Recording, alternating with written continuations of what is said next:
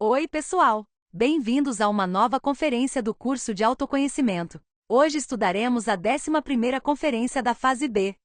Hoje falaremos sobre a segunda montanha da iniciação. Veremos quando começa, o que representa, e o trabalho interno que a esta montanha, a da morte, deve ser feito. É nesta etapa que viveremos internamente o apocalipse, ou o fim pelo fogo, de toda a nossa natureza inferior, para que depois de morrermos totalmente, ressuscitemos para a luz como seres imortais. Vamos começar o tema de hoje fazendo uma rápida recapitulação do que é a obra da primeira montanha, que estudamos na semana passada, para entrarmos diretamente no contexto do tema de hoje. Vimos que o primeiro passo que nos levará a iniciar a jornada no caminho iniciático para alcançar a autorrealização íntima do ser é receber estes ensinamentos, os 3 fatores para a revolução da consciência, e começar a praticá-los. Deixar de ser apenas crentes nestes ensinamentos para começar a vivenciar no círculo mesotérico, que nos levará ao verdadeiro esoterismo. Entramos no caminho iniciático quando despertamos o fogo sagrado. Para isso devemos trabalhar para alcançar o equilíbrio dos centros, e assim conseguimos a castidade. Depois de passarmos pelas provas e através da prática do suprassexo, despertamos o fogo sagrado. Então, recebemos nos mundos internos uma pequena espada, que crescerá à medida que avançamos nas diferentes iniciações. Completaremos cada iniciação com a prática dos 3 fatores em nosso dia a dia, e passando por cada uma das provas iniciáticas que enfrentaremos tanto interna quanto externamente. Durante a 5ª iniciação dos mistérios maiores, enfrentaremos a escolha do caminho. Diante do guardião do umbral do mundo causal teremos que escolher entre o caminho do Nirvana, que é o caminho da espiral, e o caminho direto, que é o caminho que leva ao Cristo. Se formos revolucionários e estivermos dispostos a fazer a vontade do Pai, escolheremos o caminho difícil e estreito que leva à segunda montanha. Esse é o caminho que nos leva à liberação final, à união com o nosso ser, através do nascimento do Filho do Homem, que é o Cristo. Ao escolher o caminho direto, o iniciado termina a criação do corpo causal, terá fabricado a alma humana. Sendo já um verdadeiro homem, essa alma humana tem então o direito de se unir à sua alma divina, que é o corpo búdico, e dessa união nasce o Cristo íntimo. O Cristo íntimo é a força que vem para fazer a obra da segunda montanha. Terminando a primeira montanha, a montanha do nascimento, ou da criação através das águas, a pessoa tem aproximadamente 84% de consciência desperta. Quando o Cristo íntimo nasce no coração do homem, inicia a segunda montanha. Este é o Natal do coração. O Cristo é o fogo do fogo. É um fogo purificador que vem fazer em nosso interior o apocalipse, eliminar todo o ego. Nesse ponto, os eus mais pesados da nossa psicologia, representados pelos animais que pertencem à nossa lua oculta, e os 7 eus causas, ainda estão vivos. É por isso que se diz que o Cristo nasce numa manjedoura, entre os animais. A força crística vem fazer esse árduo trabalho de morte dentro de nós. É por isso que é chamada de Montanha da Morte. Devemos compreender que a vida e paixão de Jesus o Cristo é um drama cósmico que o Mestre representou, mostrando a cada passo de sua vida o que todos os iniciados que vêm encarnar seu Cristo íntimo devem viver em seus mundos internos durante a subida da segunda montanha. Esta é uma montanha cheia de dificuldades e perigos. Desde que o Cristo nasce é perseguido. Toda a loja branca nos rincões mais distantes do universo sabem do nascimento do Cristo no coração de uma pessoa neste planeta. Mas da mesma forma, toda a loja negra também descobre. E este nascimento representa uma grande ameaça ao seu poder, porque um Cristo é uma luz que faz muitas pessoas despertar e procurar a revolução da consciência.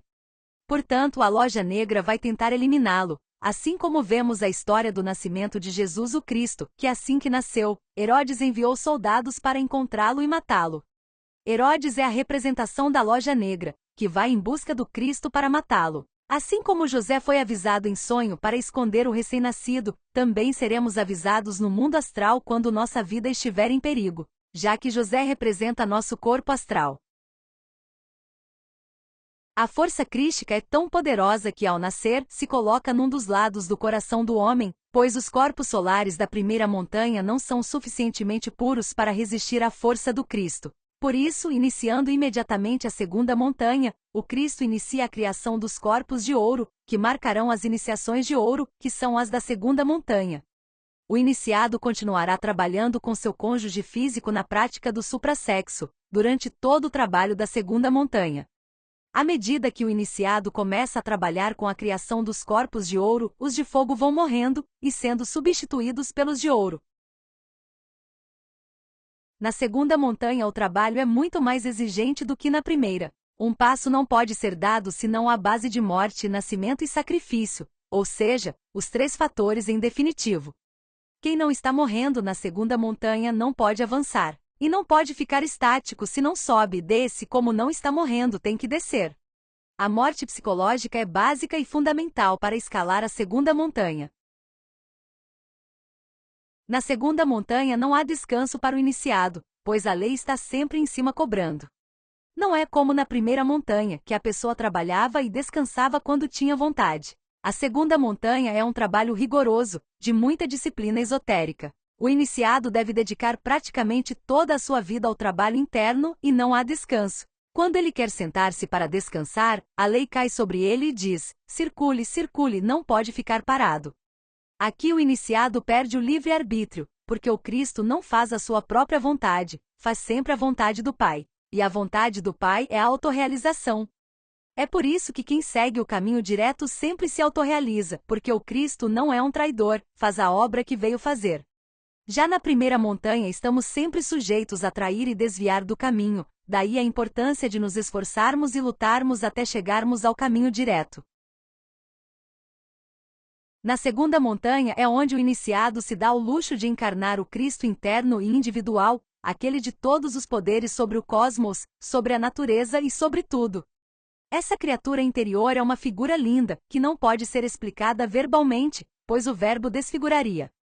Ele é colhido pela lei do 7. Nasce pequeno, uma criança interna nos braços, e cresce de acordo com os três fatores que o iniciado vá trabalhando, e ao amor, pois o alimento do Cristo é o amor, porque ele é amor. À medida que o iniciado ascende, a criança cresce e se manifesta nele com mais poder e mais sabedoria. Aos poucos desperta as faculdades terrivelmente poderosas, onde já tem poder sobre o cosmos e sobre todas as criações. Durante a primeira iniciação de ouro, que é a criação do corpo físico de ouro, o Cristo interior vai de 0 a 7 anos. São anos esotéricos que não correspondem a anos físicos, mas a níveis de consciência. Na verdade, o iniciado tem 1000 anos com o mesmo corpo físico para fazer todo o trabalho da segunda montanha, mas pode completá-lo em cerca de 20 anos trabalhando com disciplina. Nesta primeira iniciação de ouro, o Cristo deve eliminar todo o ego remanescente da lua visível da nossa psicologia. Fará isso na esfera da lua, também conhecida como limbo, onde está a nossa personalidade. Deve eliminar completamente a falsa personalidade. Na segunda iniciação, o Cristo cresce dos 7 aos 14 anos, enquanto desce para fazer o trabalho de limpeza de toda a esfera de Mercúrio, relacionada aos eusfornicários que também fazem parte da lua visível. Durante a criação do corpo vital de ouro, recebe-se o segundo batismo, que é o batismo de fogo. E na terceira iniciação de ouro, durante a criação do corpo astral de ouro, inicia o trabalho com a lua oculta, nas infradimensões do planeta. Ele vai limpar as esferas de Vênus, do Sol e de Marte que estão relacionadas com as emoções, para recuperar o controle total das emoções do fogo, que necessita para criar o corpo astral de ouro. Todo este trabalho da segunda montanha também está simbolizado nos trabalhos de Hércules. 9 dos 12 trabalhos de Hércules estão relacionados ao trabalho nos 9 círculos dantescos na segunda montanha, e os últimos 3 trabalhos de Hércules são os trabalhos da terceira montanha. Nesta iniciação, o Cristo cresce dos 14 aos 21 anos. Na quarta iniciação de ouro é a criação do corpo mental de ouro.